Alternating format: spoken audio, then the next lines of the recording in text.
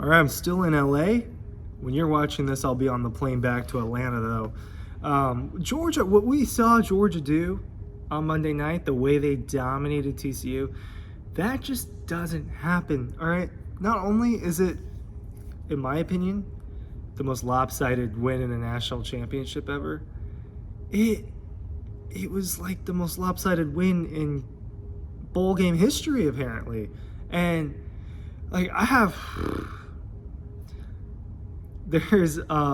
feel like I have so much to say about this game, but I don't know how to get it out, because you almost don't have to say anything at all, because it's the finish line for them was so sweet. The way that they got to celebrate this time. Last year was relief. This year was pure joy and jubilation and excitement, and they dominated the entire game. And, because I was at both, and being, around the crowd, there were so many more nerves last year, and then this year there weren't any nerves, and people were like nervous because they're not nervous, and then Georgia goes in and does that. This is a very unique national championship where everyone got involved, a lot of people scored. But, let's look back through the national championship. Let's say since 2000. Oklahoma beats Florida State 13-2. Miami beats Nebraska 37-14. 23 points is a lot, but it's not what happened last night. 31-24, Ohio State over Miami, nope. LSU over Oklahoma, 21-14, nope. USC over Oklahoma, 55-19 was a beatdown, but it wasn't the beatdown like this. Florida beat Ohio State 41-14. That's a beatdown. LSU beat Ohio State by 2 touchdowns. It's a good win, but it's not a beatdown. Florida beats Oklahoma by 10. Alabama beats Texas by 16. That's not a beatdown. Auburn slips past Oregon. Alabama 21-0 on LSU. That was a beatdown in its own way. That was a really boring game, if you remember that. I think it had like 1 touchdown. Who was the running back that scored that touchdown? It may have been Trent Richardson. Florida State beat Auburn. That was a thriller. It wasn't a beatdown. Ohio State beat up Oregon by 22 points. That was a big one. Alabama, Clemson, and then Clemson, Alabama. Those were both thrillers. Alabama beat Georgia in a thriller. Clemson beat up on Alabama. That was a beatdown, but it wasn't like this. LSU, they put up 42 on Clemson, but Clemson had a lead and was in that game for a long time. And then Alabama, obviously 52-24 over Ohio State was a big beatdown, but it looks 65-7. Like, none of those games compare to this. And is TCU the worst team out of is TCU the worst championship team in the playoff era? It might be. People want to complain about, it was just TCU and all this. Well, TCU was there for a reason. They beat Michigan. Michigan could have been there. Ohio State could have been there. They weren't, because they didn't get there. They didn't win the right games. So TCU beat Michigan, and that's why they're there. And they got there just to get mollywopped by Georgia. This is the way Georgia dominated so many opponents this year. I think because of what happened in 2021, we may not look back at this 22 season for how dominant it was. They were perfect. They were 15-0. Outside of 2 games, they really beat the crap out of pretty much everyone. Let's look back at it. 49-3 against Oregon. I thought that was their best win of the year. It's the TCU game. 49-3. Killed them. Samford, 33-0. Killed them. Next week, that would have been South Carolina. Killed them 48-7. Or 48-6.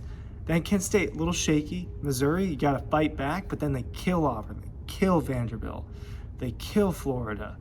They beat the crap out of Tennessee. They really did. I know it was a 14-point game, but they beat the crap out of Tennessee. They kind of beat the crap out of Mississippi State, had to fight against Kentucky, and then easily beat Georgia Tech. Put up 50 on LSU.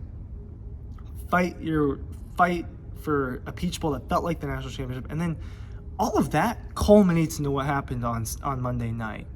All of those little things, the Lab McConkey, the way that he the bad game he had against Kent State, Missouri, the comeback, Darnell Washington telling them to get behind me. I'm gonna block for you and run.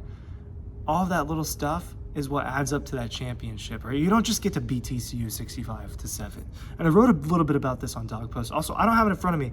Double Dogs. Hey, remember DAWGS? We were always telling you about DAWGS. Get used to us talking about double dogs. All right, we're doing another book. It's gonna have similar layout and everything, but it would be nice to have both those books. I know a lot of you care about it. I did name it Double Dogs. I named that. I feel good about the title. I'm sure someone out there has a better title. Dean and I came up with DAWGS together, but Double Dogs, I thought that was a good representation of what happened. A little alliteration and fun, but you don't just get perfect, right? There are a lot of imperfect moments that happen to get to where the Dogs are at, or as a program. Think about it. Think about this season could be compared to Kirby's tenure at Georgia, right? There's little ways you have to fight to get to where you are. Okay, well, Kirby has to get here. He's got to deal with the transition here. Then you have to deal with the tragic heartbreak of winning the Rose Bowl in that fashion, then losing to Alabama. And then you dip a little bit just to rise back up. Like, that's kind of what happened this season. Minus the heartbreak, there really were no heartbreaks for Georgia. It's just rare that you see like stat lines like these. Stetson Bennett, 304 yards, 4 touchdowns, 2 rushing touchdowns. Branson Robinson had 2 rushing touchdowns. Bowers had 115 and a touchdown. Matt McConkey had 2 touchdowns. A.D. Mitchell had a touchdown. Just everyone got involved. Smile Munden, Michael Williams, all those guys had I think Smile had a sack. Jack Podlesny, he got his 1 field goal in. 8 for 9 on extra points. Wow. That is crazy. Hold on. He kicked 9 extra points?